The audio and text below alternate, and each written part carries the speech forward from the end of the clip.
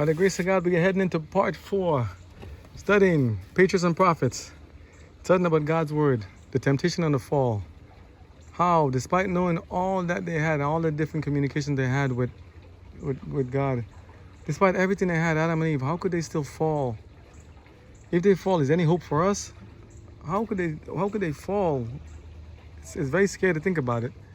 Having all the wonderful things. We think we have a little bit of a little house, a little something. We have something here. Hey, we got a good thing here. It's all good. It's all good. But they had even more than this. And yet they still fell. Let's see. Let's study God's Word together. This one is going to be Patriarchs and Prophets, chapter 3, based on Genesis chapter 3, verses 1 to 14, okay? I'm going to read as much as possible. Try to use, I'm going to let her speak. This is Ellen G. White's writings. Speak for herself in Prophets and Kings, Old Testament here. No longer free to stir up rebellion in heaven, Satan's enmity against God found a new field in plotting the ruin of the human race. In the happiness and peace of the holy pair in Eden, he beheld a vision of the bliss that to him, bliss B-L-I-S-S, was forever lost.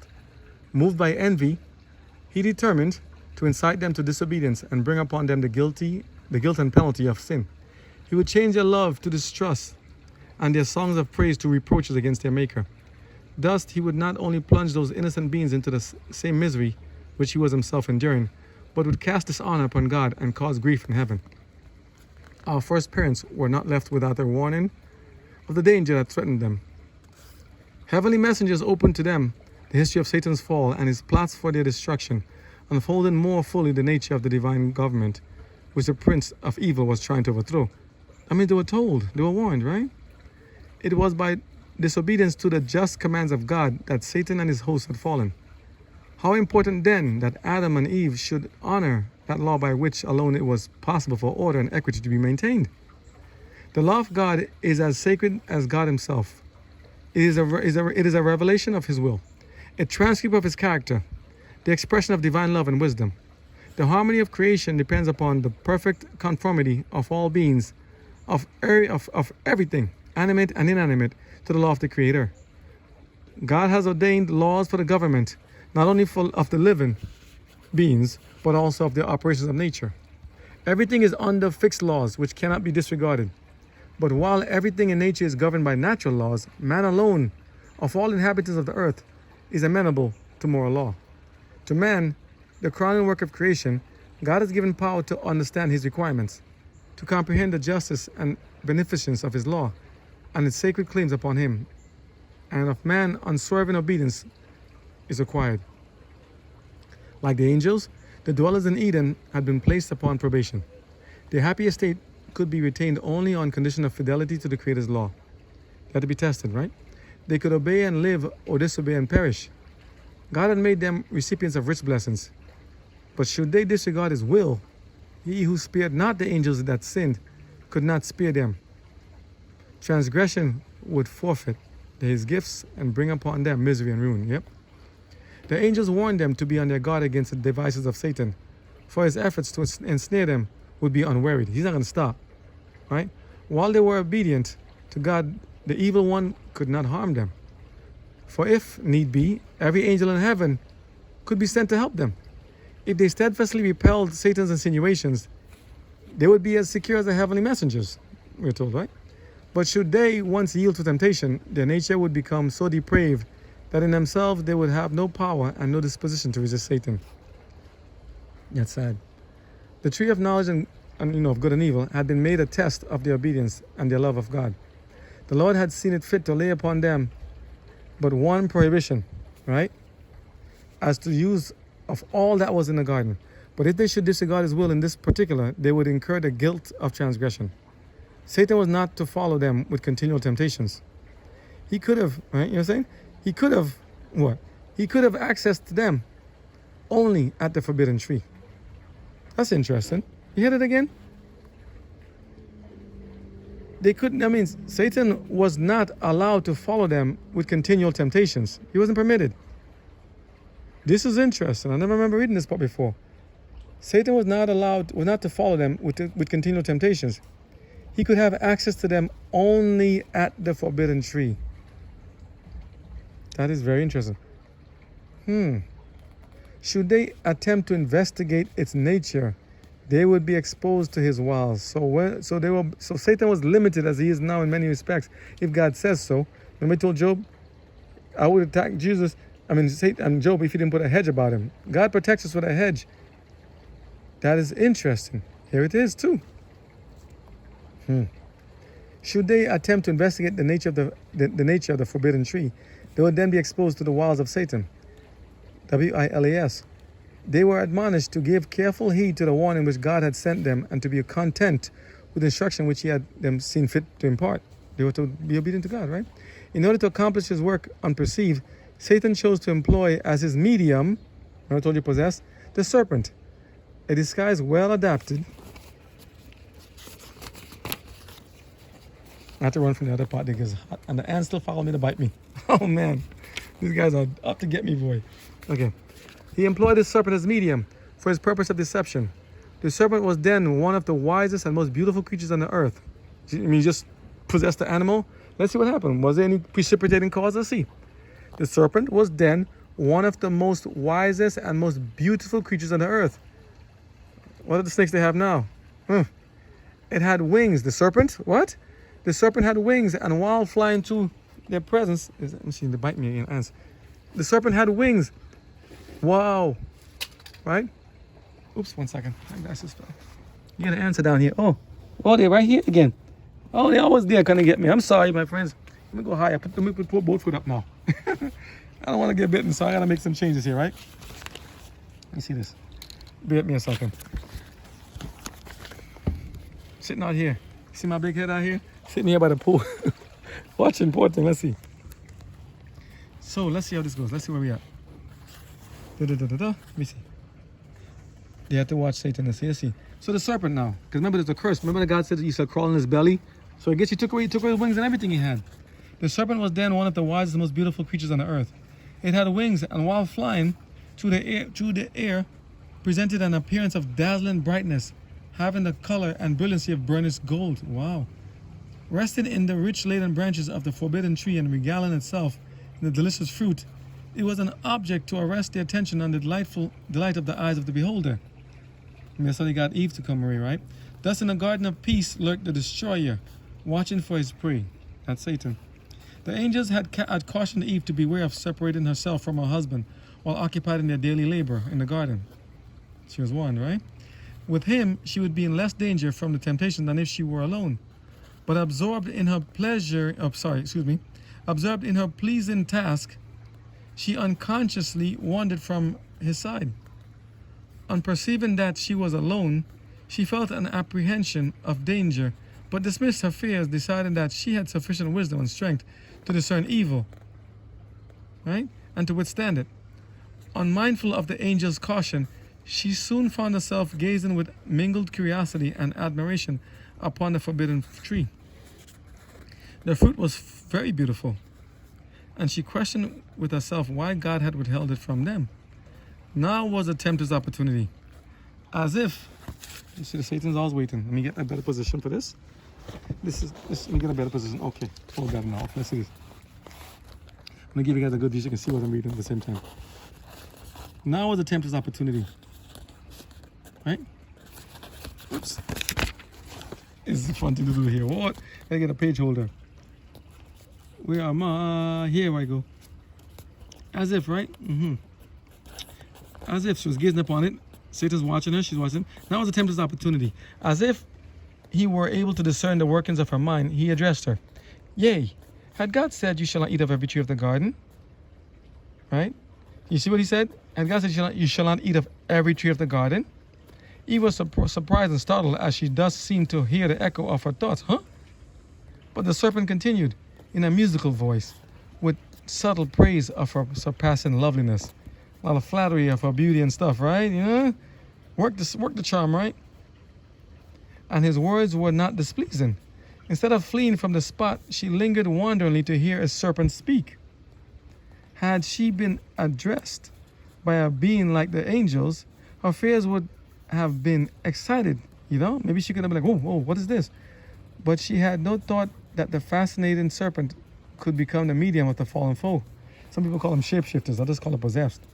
To the tempter's ensnaring question, she replied, We may eat of the fruit of the trees of the garden, but of the fruit of the tree which is in the midst of the garden, God had said, we shall not eat of it, neither shall we touch it, lest we die. And the serpent said unto the woman, ye shall not surely die, for God doth know that in the day you eat thereof, then your eyes shall be opened, and you shall be like gods, knowing the good and evil. By partaking of this tree, he declared, they would attain to a more exalted sphere of existence and enter a broader field of knowledge. He himself had eaten of the forbidden fruit, and as a result, had acquired a powerful speech. This is him lying to her. And he insinuated that the Lord jealously desired to withhold it from them, lest they should exalt the equality. This is, guys, it's so bad. Lest what? They should be exalted to equality with himself. He's saying God doesn't want to equal. That's why he's holding it back from you. Shameful lies. It was because of its wonderful properties, imparted in wisdom and power, that he had prohibited them from tasting or even touching it. That's what Satan's telling them. That God is holding back from you. The tempter intimated that the divine warning was not to be actually fulfilled. It was designed merely to intimidate them. How could it be possible for them to die? Had they not eaten of the tree of life? God had been seeking to prevent them from reaching a nobler development and finding greater happiness. In other words, he said, yeah, she's agreeing with the serpent now. God is holding us back. He's trying to hold us back from doing stuff. So sad and so fast, right? Such has been Satan's work from the days of Adam to the present, and he has pursued it, right, with great success. He tempts men to distrust God's love and women and to doubt his wisdom. He is constantly seeking to excite a spirit of irreverent curiosity, a restless, inquisitive desire to penetrate the secrets of the divine wisdom and power. In their efforts to search out what God has been pleased to withhold, multitudes overlook the truths which he has revealed and which are essential to salvation. Satan tempts men to disobedience by leading them to believe they are entering a wonderful field of knowledge, like the Gnostic GNOSTIC gospel, right? But this is all a deception. Elated with their ideas of progression, right, of progression, they are, by trampling upon God's requirements, setting their feet in a path that leads to degradation and death. Satan represented to the holy pair that they would be gainers by breaking the law of God. Sad. Do we not today hear similar reasoning, is asked? As I'm asking all the time, right? Many talk of the narrowness of those who obey God's commandments, while they themselves claim to have this broader ideas and to enjoy greater liberty. What is this but an echo of the voice from Eden? In the day you eat thereof, transgress the divine requirements, you shall be as gods. Satan claimed to have received great good by eating of the forbidden fruit, but he did not let it appear that, right, that's transgression, that by the transgression he had become an outcast from heaven. So though he had found sin to result in infinite loss, he concealed his own misery in order to draw others into the same position. Do we hear others doing that today? Do we see people doing that kind of stuff? Do you want to say misery loves company? That is so sad.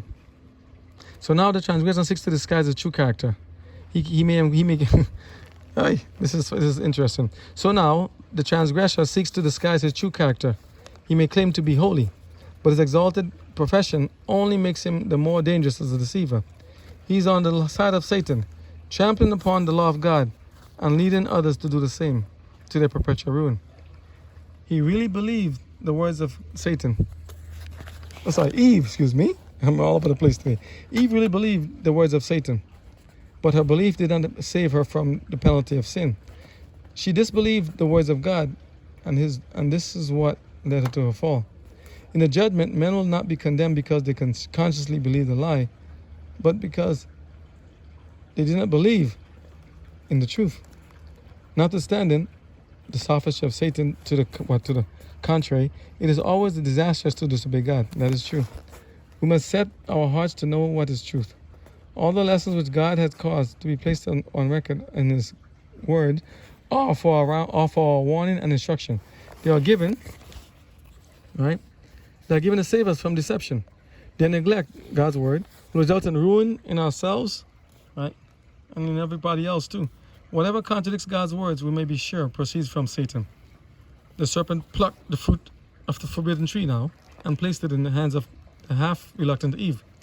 Then he reminded her of her own words, that God had forbidden them to touch it, lest they should die. she would receive no more harm from eating the fruit declared than from touching it. See that again? Perhaps perceiving no evil, perhaps perceiving no evil results from what she had done, Eve grew bolder. When she saw that the tree was good for food, right? That is sad. Good for food, and pleasing to the eyes, and a tree to be desired to make one wise, she took of the fruit thereof and did eat. It was grateful to the taste. As she ate, she seemed to feel a vivifying power. Excuse me, and imagine herself entering upon a higher, now exalted state of existence. She thought, I'm powering up. Sad. Without a fear, she plucked and ate. Wow, that's sad. And now, having half transgressed, she became the agent of Satan in working the ruin of her husband. In a state of strange, unnatural excitement, with her hands filled with the forbidden fruit, she sought his presence, related all that she had done, and all that occurred. An expression of sadness came over the face of Adam, because we're asking, why did Adam respond the way he did, not, like, say, call her out? An expression of sadness came over the face of Adam. He appeared astonished and alarmed. To the words of Eve, he replied that this must be the foe against whom they had been warned, and by the divine sentence she must die. In answer, she urged him to eat, repeating the words of the serpent, that they should not surely die. She reasoned that this must be true, for the result, right? This must be true, she said, for she found no evidence of God's displeasure, but on the contrary, realized the delicious, exhilarating influence, thrilling every faculty with new life. Such, she imagined, as inspired the heavenly messengers. She was thinking, hey, I'm eating the fruit, I'm feeling good. It's working. It's working already. That's the deception. The deception is working. So sad. Adam understood that his companion had transgressed the command of God, disregarded the only prohibition laid upon them as a test of their fidelity and love. There was a terrible struggle in his mind. He mourned that he had permitted Eve. See, that's why we need Ellen G. White and other people to write about God's work and God's word too, like this, in the sense that they can give us a little context and give a little more deeper meaning. Like we said before, Adam might have just given it over right real quick. Zoop, like he sinned, he messed up right away as soon as she gave him the fruit. But here we see that he had a good heart-to-heart contemplation in his mind, what was going on. There was a terrible struggle in his mind. He mourned that he had permitted Eve to wander from his side. But now she decided, the decided was done. He must be separated from her whose society had been his joy. How could he have thus? Adam had enjoyed the companionship of God and of the holy angels. He had overlooked upon the glory of the Creator. He understood the high destiny open to the human mind, open to the human race, it's a mind, right? And that should remain faithful to God. Yet all these blessings were lost sight of in fear of losing that one great gift, which in his eyes are valued every other. Love, gratitude, loyalty to the Creator, all overcome by loyalty to love to Eve. Huh? You want the same? You could. Can you bring me some water, please, if possible? Let me see. So they want to swim in the pool? Rest my voice a little bit. No, not yet. Yeah. Is that? I want to read it. Miss, you want to hold it for me a second? I want to read a little bit here. But I need to, the answer bite me there, but right before I need water. Can you get me some water, please, my friend? I'm angry because of Amy. Can you get me some water, please? This is intermission. I thought it's burning me now. Ooh. This is interesting here. So we're gonna see from that. Can you see on that side? Thank you so much. It's interesting. So this is what Adam did. So this tells what happened. So Adam actually had a heart-to-heart moment with about the whole situation. I'll read it again since it's here just to see, right? Because people are like, no, it didn't happen right away. You'll hear. Well, I'll just say into this time. I'll save it for the video. Adam was reasoning that he felt bad what happened. He was sad. He understood that his companion had transgressed. His companion had transgressed the commandment of God. Disregarded the only prohibition laid upon them as a test of their fidelity and love.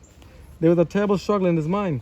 He mourned that he had permitted Eve to wander from his side, but now the deed was done. He must be separated from her, whose society had been his joy. Let me get some water, please. Thank you so much. Come quickly, my friend. Thank you. I'm going to the dime. Thank you. Sorry.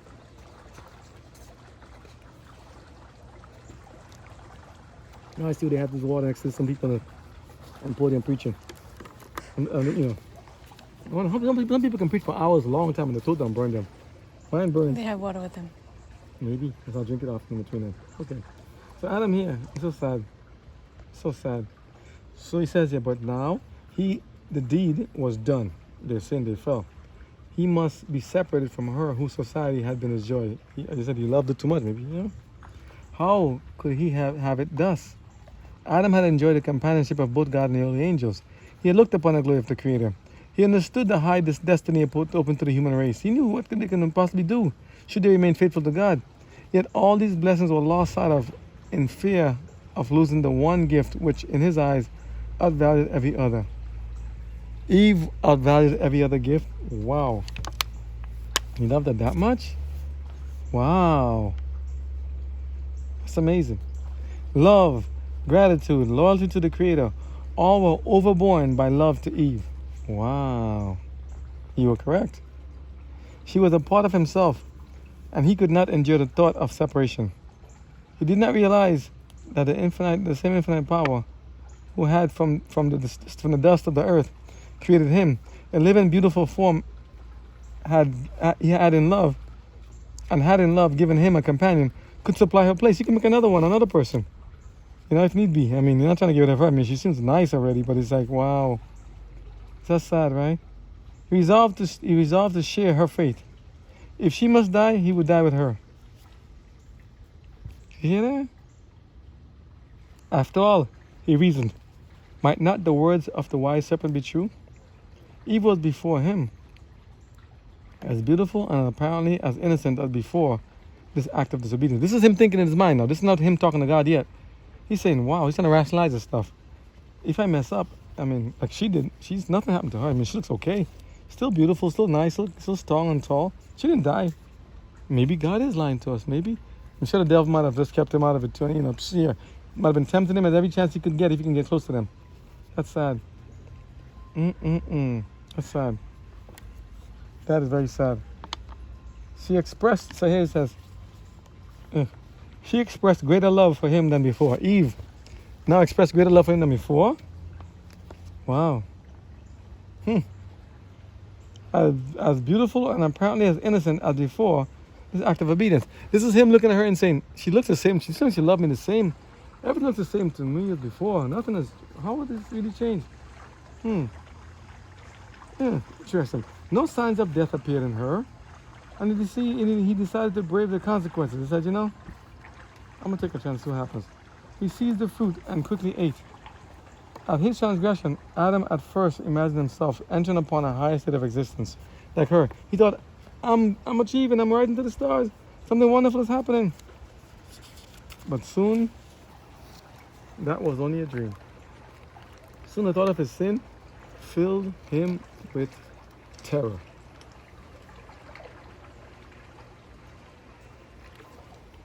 It's a pause for effect.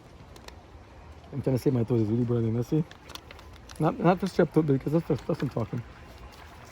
The air, which hear how the nature of things change. The air, which had hitherto been of a mild and uniform temperature, seemed now to chill the guilty pair. The love and peace which had been theirs was gone, and in its place they felt a sense of sin, a dread of the future, a nakedness of soul. The robe of light which had enshrouded them now disappeared, and to supply its place they endeavored to fashion for themselves a covering. For they could not, while unclothed, meet the eye of God and the holy angels. They now began to see the true character of their sin. Adam reproached his companion. He's now arguing with her. He reproached his companion for her folly in leaving his side and permitting herself to be deceived by the serpent. He reproached her now. Now he's telling her, you shouldn't have done that. Right? But they both flattered themselves that he who had given them so many evidences of his love, they would pardon this one transgression, or that they would be subject to another. You know? They would not be subject, to do so dire a punishment. Understand? He's pretty much saying, God is a loving God. God would not do such a strange thing. He wouldn't punish me and destroy me, right? He wouldn't do these things to punish me, would he? So were they always together? Except when I think most of the time when they were gardening stuff, they were together, except when she went to the tree and wandered off to the tree by herself. Mm-mm. That's sad. But now they arguing. He said it's her fault. Why did she do this? And they said, well, you know, it's only a small thing. God will forgive us. Maybe He will forgive us. So they both said, but they both flattered themselves that He who had given them so many evidences of His love would pardon this one transgression. You know, like also like Samson, right? He would come back with me. I would get up and rise again like nothing before. Or that they would not be subjected to their so dire punishment as they had feared. God wouldn't really let us die, would He? I mean, He loves us so much, wouldn't He? I mean, people do that. God would not punish you if you do this, would He? Satan exulted in this success. Well, he was happy. He had tempted the woman to distrust God's love, to doubt His wisdom, and to transgress His law. Excuse me, His law, God's law. Right? And through her, He had caused the overthrow of Adam. That is sad. Adam. Yeah, because Adam is supposed to be the representative of earth. Now Satan took over the reign. Wow, that's sad. But the great lawgiver was about to make known to Adam and Eve the consequences of their transgression. The divine presence was manifested in the garden. In their innocence and holiness, they had joyfully welcomed the approaching Creator.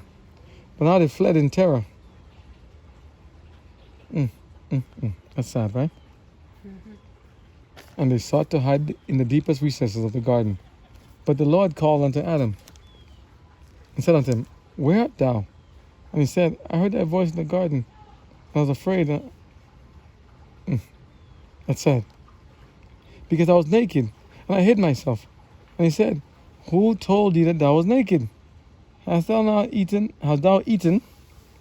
of the tree whereof I commanded that thou shouldn't eat? God says, Did you eat of it? We notice a lot of times God will ask someone if they did something. Wait for you to answer, so you can either condemn yourself or speak the truth. Remember Achan in the Babylonian garment? Who took the stuff? Who touched the unclean thing? He didn't want to answer. So finally he had to fess up. But by then he waited too long. He ended up losing his life. Adam could neither excuse or deny his sin. But instead of manifesting penitence, he endeavored to cast the blame upon whom? Thou gavest to be with me. The woman. He employed to cast the blame upon God Himself. The woman whom thou gavest to be with me, he said, she gave me of the tree and did eat. He who from love to Eve, right, had deliberately chosen to forfeit the approval of God, His home in paradise, and an eternal life of joy, right? He now says it's her fault, and this is sad. Could now, after all his fall, endeavor to make his companion, and even the Creator Himself, responsible for their transgression. So terrible is the power of sin. Now blame everybody else, including God, but himself. Anything familiar? Mm-hmm. That is something. Can you imagine that? He messed up and instead of saying, Lord, I'm sorry, forgive us. Now he's saying, it's your fault. And her fault. And it's really his fault. That is interesting. Look at the video said. Oh no. Oh, let's pause it here for a moment. Let me pause here a second. I'm going to catch up just now. Next one. Okay, so we're starting back on Patriarchs and Prophets, the temptation and the fall. Adam and Eve. So sad. And the curse placed upon the serpent, the snake. This is just from Ellen G. White's account. How did this is pretty much like when we call part 4. Right? So we did 1, 2, 3. And this one part 4. Right? We wanted to make it a little shorter, but it's actually a bigger thing than, we can actually keep contained like that. So I know that part 3 is a big one. An hour, I think almost 30 something, almost 40 minutes. It's like, ooh. But it's a lot of stuff and a lot of back and forth, talking about the relations of men and women and some things they shouldn't do. Talking about that also, let me make sure. When I say, just to make sure for clarification, when I say men and women, husband and wives and then God in the middle of the stuff. Now, for those of you understand, this is a spiritual aspect, okay? So let's keep it spiritual. There's nobody with angels. There's none of that. That's just angels. That's just God and the spiritual fact. I mean, God's presence and God's strength and wisdom with you, helping the wife. Keeping everything nice, strong relationship. That's what it means. Okay? And it's in the other video over there in the corner, the other side over there. trying to hold on a second. See, that's why when you don't sleep early enough, we're all tired. Like, the Jim's falling asleep too. I fall asleep in the back. And I'm reading, I'm like, brain fog. Yeah, but it's all good. Happens. You say, take a pause. You know what you guys see me? So I'll take a pause. You keep it real. So I'm going to read up the last couple pages of Patriarchs and Prophets about the story. This is, again, taken from Genesis chapter 3 and 4. Genesis chapter 3, verses 1 to 14, okay? Let's continue, but now the judgment is coming from God to Adam and Eve. They had time to repent and to change, but he didn't. But Adam is blaming God and blaming Eve. Eve is blaming the serpent. And the serpent is, he's trying to blame Satan if he can too. But you know, remember, I read before, a serpent also had wings. Serpent could fly. It was beautiful. Serpent actually could fly. And then later on, took the wings off? God took it off. Took off his wings, took off his raising dalliance because of his conceitedness and pride, why did he get wings allowing in the himself to be first tempted. So now snakes are crawling around on the ground with their beautiful place? Why did he paddles get too. wings in the first place? It was a gift. God made them nice and things. A lot of things change, including the nature of animals. A lot of things can fly. Why is everything else fly? You remember like the serpent you saw? I think it's like in one of it, Kong versus Godzilla. You saw the movie? The big, but not as ugly as that. That big snake with serpent. You said it was very radiant and dazzling. Look how much like gold. Very beautiful in the sky. It's cool. So, judgment time. And this is how it is with them. It's like God says, talking about us too, put ourselves in their place. What would we have done? Adam could not, page 56 at the bottom paragraph, Adam could neither deny or excuse the sin. But instead of manifesting penitence, he endeavored to cast the blame upon his wife, and thus upon God himself. The woman whom thou gavest to be with me, she gave me of the tree, and I did eat. He who from the love to Eve, had deliberately chosen to forfeit the approval of God, his home in the paradise, and an eternal life of joy, could now, after his fall, endeavor to make his companion, and even the Creator himself, responsible for the transgression. Blame God. What they all do, act of God, right? When they mess up. Not so. So terrible is the power of sin. When the woman was asked, what is this that thou hast done? She answered, the serpent beguiled me. I did eat. Why didst thou create the serpent? Why didst thou suffer him to enter Eden? These were the questions implied in her excuse for her sin. Right? Implied. So it's not in the Bible. Implied in her excuse for sin. Just like Adam, she charged God with the responsibility of their fall. The spirit of self-justification originated in the father of lies, Satan. It was indulged by our first parents as soon as they yielded to the influence of Satan, and has been exhibited by all the sons and daughters of Adam since then. That's all of us.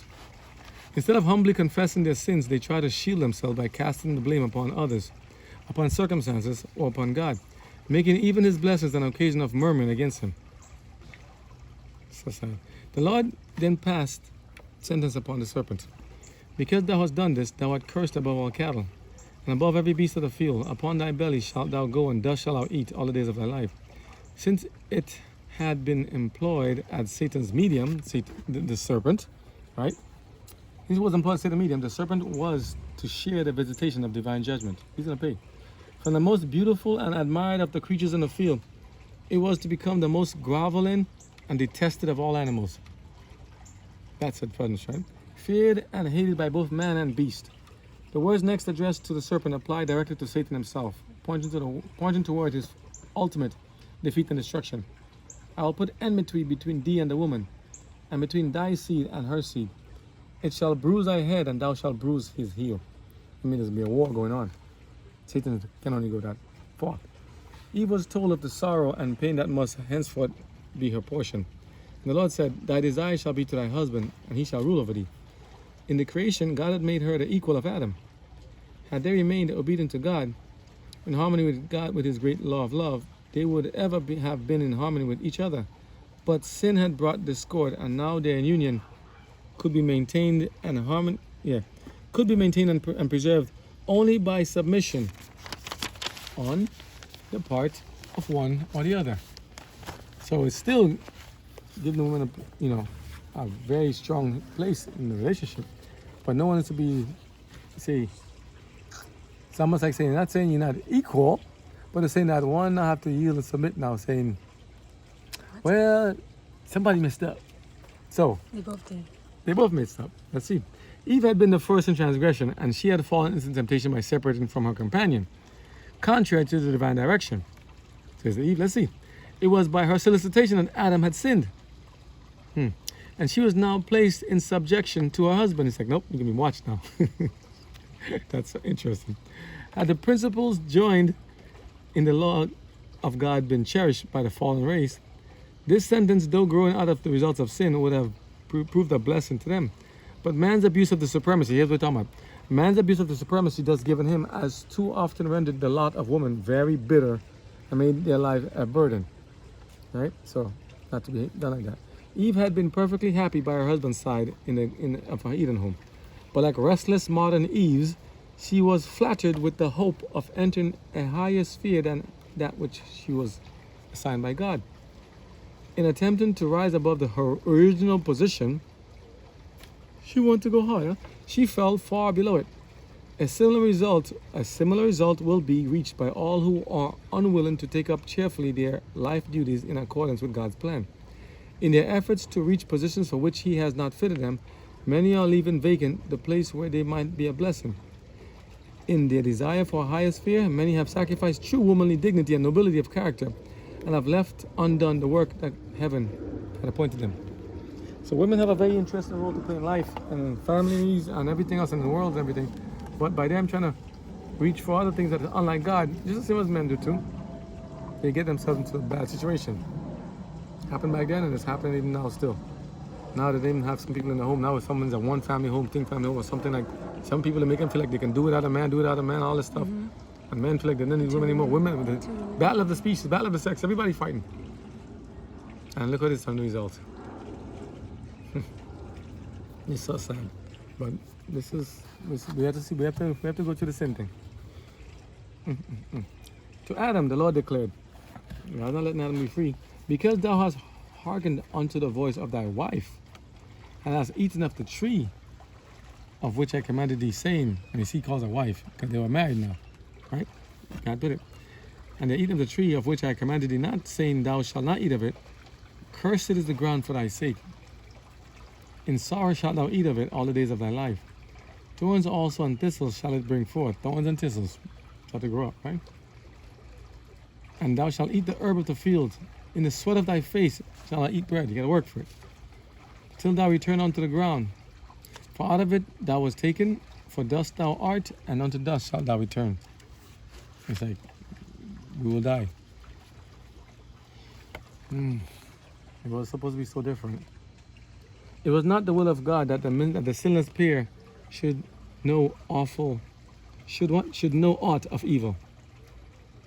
He had freely given them, let's see the context before I can look up the word. Let's see. He had freely given them the good and had withheld the evil. But contrary to his command, they had eaten of the forbidden tree, and now they would continue to eat of it. They would have the knowledge of evil all the days of their life. From the time the race would be afflicted by Satan's temptations, they would have the knowledge of it. Yeah. You say, from that time the race would be afflicted by Satan's temptations. That means everything. Remember God said if they pass a test, Satan will be blocked from coming around next to them. Children will be strong. But because of that, Satan's always going to be attacking us, as he does How right long would now. that test be? Until life is ended, until God returns. No. Like for Adam and Eve. How long could it have been? Yeah, how long were they supposed to have, That's a good question. It could have been maybe in perpetuity until they learned to this. Going bad with it. So was it bound to happen? Tempted to go look. Was it bound to happen? Because I wouldn't say bound to happen, but it's like saying they could resist it. Some things I know I shouldn't do. I'm not gonna play with the alligators.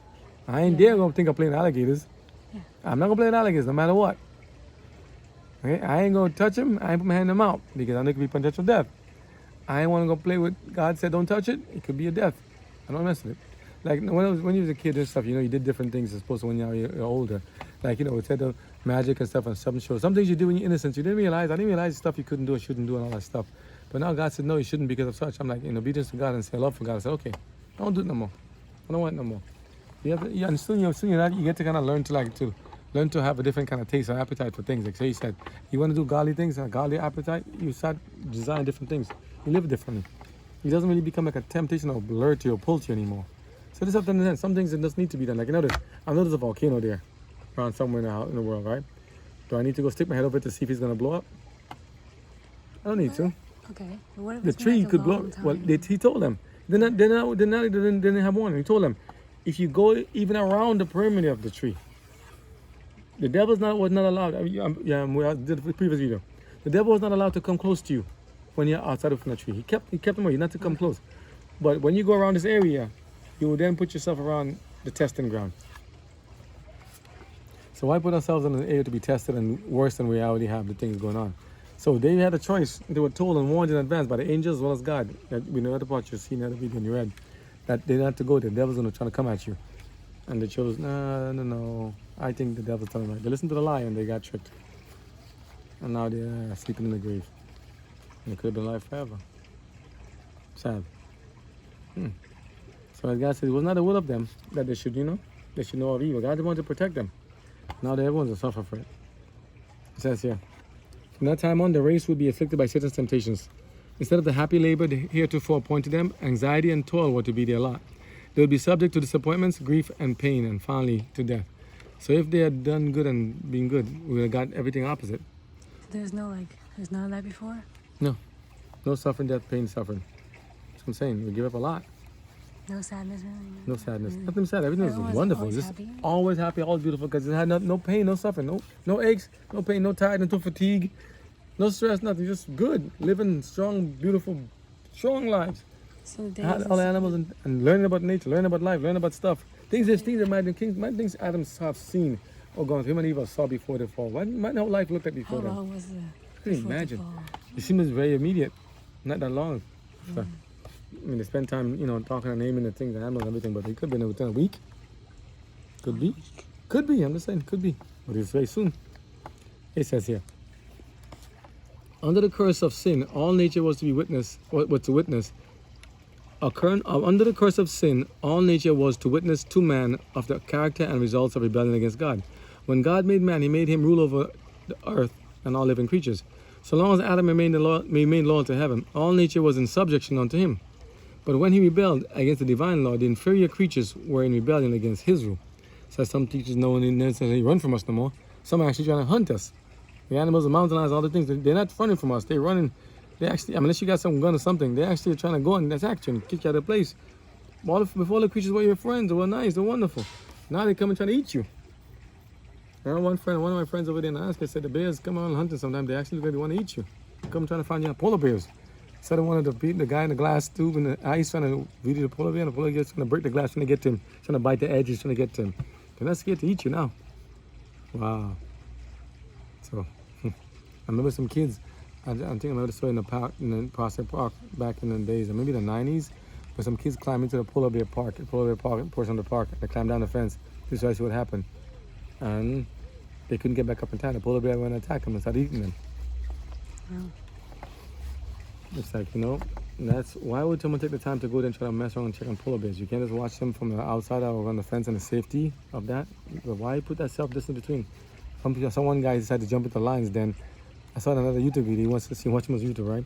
Jump into the den of a lion, saying either he's gonna just talk to the lion, or they're not gonna harm him. That God will protect him. We don't go voluntarily putting ourselves in harm's way, thinking that God's gonna do something. Like how Satan told Jesus, if you throw yourself off the cliff, or the high mountain, high area, then God will protect you. Just said in the Bible, He'll protect you unless you dash your foot against a stone. He was using scripture to twist it and trying to lie against God. God tells him, right? Thou shalt not tempt the Lord thy God. And Jesus in the form of God said, thou shalt not tempt the Lord thy God. You don't go do presumptuous sin. Like, I know God will protect me if something happens, so I'm going to throw myself off the little cliff and you see, God will save me. I'm going to walk in front of a truck coming down the road and God will save me. No, we don't do that. I'm going to go play with sin and I'm going to go mess around and God will save me. Like Samson.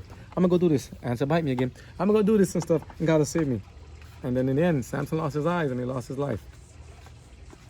And he repented in the end before he finally died, but at the same time, did he have to end that way? So I don't want to mess with sin. I don't want to play around with this stuff because the devil's already looking to destroy me. So let's see. And so, who's biting me all the time? I can't even see you. There they are. They're small little bitties and they bite me. They love to bite me, boy. They pain out of me. Maybe this devil's trying to trick me to bite me. He's like, I can't make him interrupt him. Bite him again. No. Sorry, we press on. So, things change. The nature of things change. He says you here. said they're bigger? Right, The creatures are bigger. Adam and them are bigger before. Creatures are bigger and Adam and Eve are bigger. So then they all got smaller? Everything got smaller and things over time. Because look at the skeleton you see in some of the museums, like the MoMA Even the bugs and actually everything got big and small and stuff. Some got smaller, and the whales and stuff. Some of the creatures that existed, I don't see them existed anymore. What about the dinosaurs? Where are they? I think they died up in the flood and He didn't stuff. say anything about dinosaurs. But here's something. No, and he didn't give a name of every creature here. He mentioned the name of every creature, zebra, lion, everything. So, No dinosaurs. but it could have been big creatures. Look how big and massive they are. But they also humans were also at the point of that. After that, were trying to cross species together. Like how people started making like ligers, lions, and tigers. People doing other things to try to make things happen. And I'm like, how would they breed dogs? They cross them. Some people breed dogs with wolves and all this stuff. And it's like, so could they try to cross species too? Are the exits up? They were experimenting. They were smart. They were not dumb. Huh? That wouldn't work. They can cross species too. You never know. You make some creatures too. You never know. You can make how do you make a donkey or a mule? It's a horse and another. I think a horse and another donkey. You can make two other animals, make another small creature. They can do some weird things. Horse and zebra. I don't know what will happen, but they can try some stuff. I mean, better doing transplant. I don't know how they did it, but they did it. They didn't have the scientific stuff we have now, but they managed to cross species and stuff. They got bad. So here's what happened. Some of the curse. It's sad, right? But God had mercy still even in the midst of it, because He didn't want to just feel like, imagine you had the weight of the world in your hand, and you know that you're the cause of everyone after you to be dead, be dying now. And Adam lived for 900 plus years to see people living and dying around him, and people getting violent, to watch his own son kill the other son. Horrible, Sad. So he says here, when God made man, He made him into rule over the earth and all living creatures. So long as Adam remained loyal to Him and loyal to heaven, all nature was in subjection to him and to Eve also, right? But now he says it, but thus the Lord but he said, but when he rebelled against the divine law, the inferior creatures and all were in rebellion against his rule. So again, I just said the same thing goes. If we don't obey the laws of God, who said people are going to obey our laws? So he says here, thus the Lord in His great mercy would show men the sacredness of His law and lead them by their own experiences to see the danger of setting it aside, even in the slightest degree. So when they say change God's 10 commandments, no, we're not supposed to. Change God's Sabbath from the 7th to the 1st, no, we're not supposed to. Split the 10th commandment from one of saying to make it into 2, no, we're not to do that. Not to do that. It'd be very dangerous. And the life of toil and care which was henceforth to be man's lot was appointed in love. It was a discipline rendered needful by his sin, to place a check upon the indulgence of appetite and passion, to develop habits of self-control. It was a part of God's plan for man's recovery from the ruin and degradation of sin. What? A life of life and toil. Working life and toil was to be a way to help people to get out of sin and stuff. Because when you work and do stuff, your mind is getting exercise, shows your body. You have good blood from everything going on in your body. You make better decisions. You have to think more. You start to process stuff in your subconscious.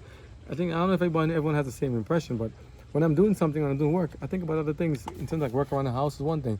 When you're at work, you focus on work, like you just work. But when you're outside doing stuff that you actually say the kind of requirements and stuff around the house, like tilling the garden and fixing the grass and the crops, other thoughts come to mind. I'm like, wow, I didn't think about this before. Or some thoughts you had before now come back to mind. It's like, oh yeah, So it's interesting.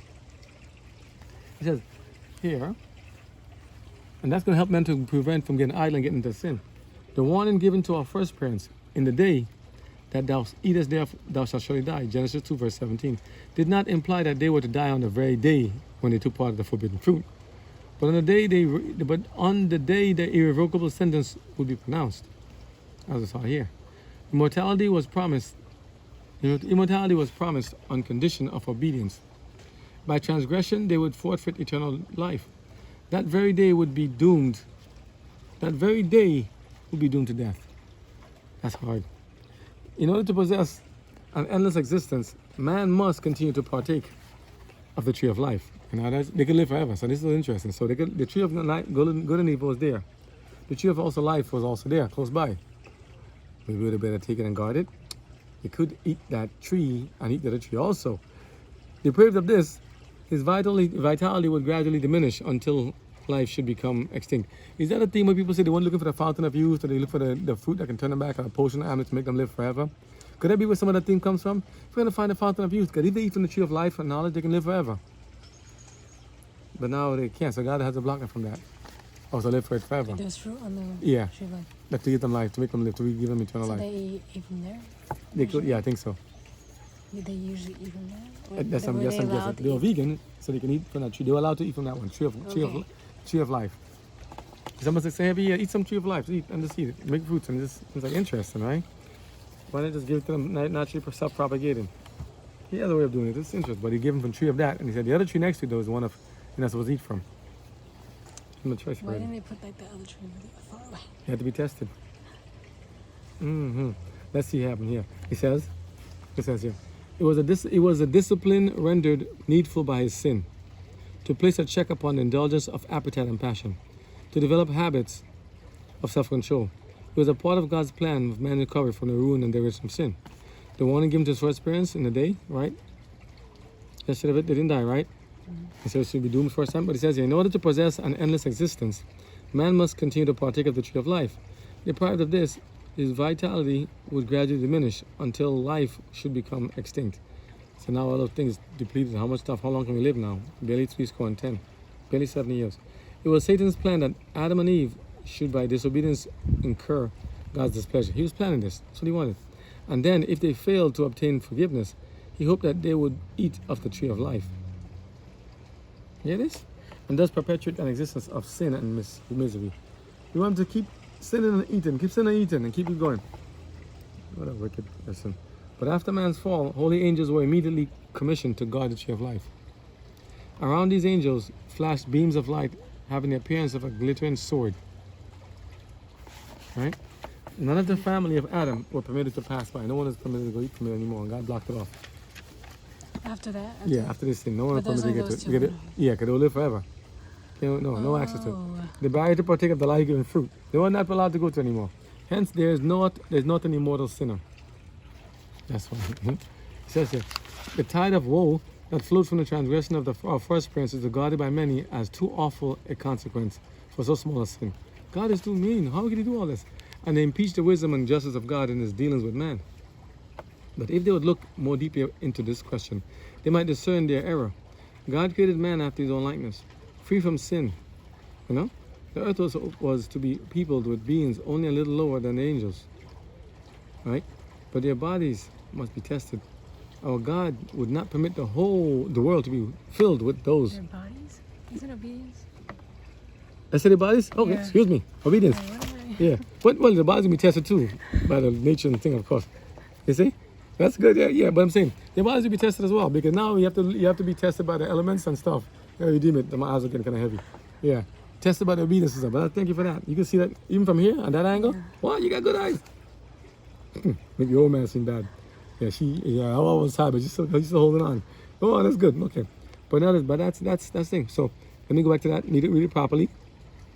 As I said half before, now he's like self, now he's obedience. God created man after his own likeness, free from sin. The earth was to be peopled with beings only a little lower than the angels. But their obedience, how much things on the line, obedience must be tested. God's people. For God would not permit the world to be filled with those who would disregard his law. Right? I mean, if you're not going to obey his law, you don't belong in his world, his creator, his stuff. He has a right to say that. If you have your house, you want people to go there and just take over your house and do what they want to your house? Okay. Yet, if you're the boss and you want your subordinates to work according to what you have, according to the company's policy, be at a certain time, work at a certain time, produce a certain amount of products and goods, yet in his great mercy, he appointed Adam no severe test. And the very slightest of the prohibition made the sin exceedingly great. If Adam could not bear the smallest test of tests, in this one, he could not have endured a greater test or trial had he been entrusted with higher responsibilities.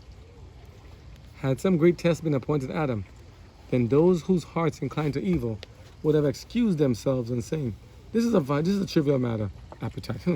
And God is not so particular about these little things.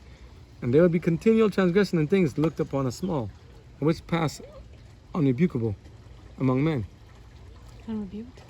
Unrebuked, which pass unrebuked among men. But the Lord has made it evident that sin in any degree is an offensive to him. No sin, no small sin, big sin, all sin is bad to him. To Eve it seemed a small thing to disobey God by tasting the fruit of the forbidden tree. Do you see how it seemed like a small thing? I mean, seriously? To tempt her husband also to transgress is a small thing too? But their sin opened the floodgates of woe upon the world. Who can know in the moment of temptation the terrible consequences that will result from one wrong step? Many who teach that the law of God is not binding upon man urge that it's impossible for him to obey its precepts. But if this were true, why did Adam suffer the penalty of transgression, which is death? The sin of our first parents brought guilt and sorrow upon the world. And had it not been for the goodness and mercy of God, would have plunged the race into hopeless despair. Let none deceive themselves. The wages of sin is death. The law of God can no more be transgressed with impunity, now that when sentence is pronounced upon the father of mankind. After their sin, Adam and Eve were no longer to dwell in Eden. They earnestly entreated that they might remain in the home of their innocency and joy. Can we stay, please? They confessed that they had forfeited all rights to that happy abode, but pledged themselves to the future for the future to yield strict obedience to God. But they were told, I don't have my glasses on, you see? I'm trying to show my miracle eyes. Nah, my glasses are a little messed up right now. I'm going to continue. Yeah, yeah. But they were told that their nature had become depraved by sin. Even by them begging, that they can have change. They had lessened their strength to resist evil and had opened their way for Satan to gain more ready access to them. In their innocence, they had yielded to temptation, and now in a state of conscious guilt, they would have less power to maintain their integrity. Especially when you're feeling guilty. I've done bad, I've done things. It makes it harder for you to tell someone, to reprove someone else of doing something wrong. When we have our own guilt in our own lives, it's like, I know I did this in the past, but they doing it now. Can I tell the kids not to do this and such and such? It does have an effect. In humility and unutterable sadness, they bade farewell to their beautiful home and went forth dwelling upon the earth, where rested the curse of sin. The atmosphere, once so mild and uniform in temperature, was now subject to mankind's changes. To mark changes. I'm always in something. Okay, let me try to go. Let me see. Yeah. Let me see. It's like, you sleeping? Nice. This is bad. Maybe my eyes are just tired. Let me see. Let's see. The atmosphere, once so mild and uniform in temperature, was now subject to marked. This is light. I blame the light. I blame the light. Was subject to marked changes. And the Lord mercifully provided them with a garment of skins as a protection from the extreme of heat and cold. So before, what did they have on themselves before? What they sold themselves? Light. Fig leaves. Yeah. As a term that usually represents for self-righteousness. Wait, he gave them... He then gave them skins of coat. Or coats of skin. He gave them a coat like a jacket, like a tunic, a robe to wear, but made out of animal skin and stuff. Okay. So where do you think the animal skin came from? No, not animal skin, no, not human skin. Where do you think the skin came from? Someone had to die. Yeah. So the animals had to die already. And was that fair to the animal? No. The animal died you didn't say you went to slaughter a lamb and give them the skins, but you understand, they got skins of animal skins. Because then it kind of leads, right after these kind of things, the sacrificial service had to be instilled of making atonement for sin. They didn't have sheep that they can get the wool from. That's possible too. We heard the lamb. I heard another story to the store of that, but that's a good perspective. He could have maybe just say, okay, let's get a lot of wool from you, make it a jacket. Let's take that one. That one sounds nicer. But I heard the other one that people died. I mean, not people, the animals died to make it. So I like that one about the wool being sheared before. That's a good one. Let's keep it so. But it's sad. But notice their thing was insufficient. God one is better, right? It's sad, yeah. But that was sad. So give them some nice protective garments of skins for protection. Next paragraph. As they witness in drooping flower and fallen leaf the first signs of decay. Now they see leaves and stuff, maybe like seasonal changes and stuff like that. They see it dying. Leaves and plants dying. Yeah? It was always summer before. That would be nice. Florida, right? Adam and his companions mourned more deeply than men now mourn over their dead when he saw the plants and stuff dying. Because they knew that if you see a plant dying, they're limited time. Or will be their time, or will be their end. They'll be dying. Isn't that hard? To never know death before, to finally be the first to see death. That'd be scary. Now we're like, oh, people die all the time. It's like, it takes nothing to us. We live and work around it. But, but I'm saying that death is now something that they can actually be subject to themselves. And it was all their fault for yielding to Satan and certain temptations. That's so sad. The death of the frail. The death of the frail, delicate flowers was indeed a cause of sorrow. But when the goodly trees cast off their leaves, the scene brought vividly to mind the stern fact that death is the portion of every living thing. Death is going to happen. The Garden of Eden remained upon the earth long after man had become an outcast from his pleasant past. The fallen race were long permitted to gaze upon a home of innocence. They were able to kind of walk by and look at it. The entrance barred only by the watchful and the watching angels. At the cherubim guarded gate of paradise, the divine glory was revealed. Did I read it wrong? Look at me funny. Did I read it wrong? Make sure. No. Make sure I read it good. Divine glory was revealed. Hither came Adam and his sons to worship God. Here they renewed their vows of obedience to the law, the transgression of which, to that law, the transgression of which had banished them from Eden. God's law didn't change, you understand? That's why we have to obey it even now. When the tide of iniquity overspread the world and the wickedness of men determined their destruction by a flood of water, the hand that had planted Eden withdrew it from earth. But in the final restitution, when there shall be a new heaven and a new earth, Revelation 21 verse 1, it is to be restored among glorious adorned, to be restored more gloriously adorned than at the beginning. Then they that have kept God's commandments shall breathe in immortal vigor beneath the tree of life. And through unending ages, the inhabitants of sinless worlds, yes, shall behold, another typo, shall behold in the garden of delight, a sample of the perfect work of God's creation. Untouched by the curse of sin, a sample of what the world what? What the whole earth would have. You read now, your turn. Sorry. Yeah. As she says, right? Let's read it again. She has a lot of punctuation here. Boy, she's powerful. Then they that have kept God's commandments shall breathe in immortal vigor beneath the tree of life. And through unending ages, the inhabitants of sinless worlds shall behold in the garden of delight a sample of the perfect work, right, of God's creation, untouched by the curse of sin. A sample of what the whole earth would have become had man but fulfilled the Creator's glorious plan. It's true. It is very true. Could you imagine? What would life have been like if we didn't mess up? Oh, I pray to God that God comes back and makes us all better and stronger from this. You know? So these lessons we have to learn. Sin does come at a price. Transgression comes at a price. Guilt has an effect. And some things we have to pay for immediately, some things we have to pay for in the long run, in terms of God's eternal life, eternal damnation. Some things we may pay for and be sorry for in this human life, but the repercussions or the consequences or the domino effect will still have to be endured in this life. So, as if you're going to suffer for anything, let us suffer for being obedient to God, because God will deliver us and take care of us. But if we suffer as an evildoer in other people's business and matters and cause them trouble, then we're going to be in trouble ourselves. So, thank you very much for your time. Thank you for reading with us. Thank you for toughing with us and enduring, even though our eyes are tired and everything's tired because it's been a long night. We did it by the grace of God and made it happen.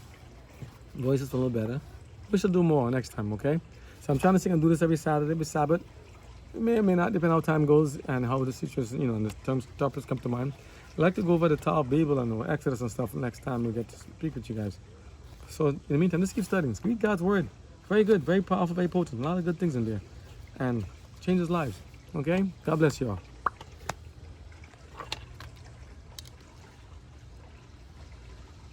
She's trying to up me. See, what are you going to do after this? Get the bloopers.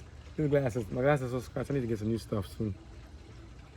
Oh, it's like life, right? You see things one way good and clear the first time, and then after all, it starts to get spotted and scratched. But can it still be used? Yeah. Gotta clean it though. It's really cloudy for real. I can see still. I've been giving my sight for a minute of time.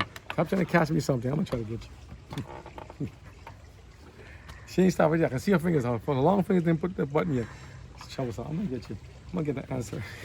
Don't let me tell you. I'm gonna turn the camera on you.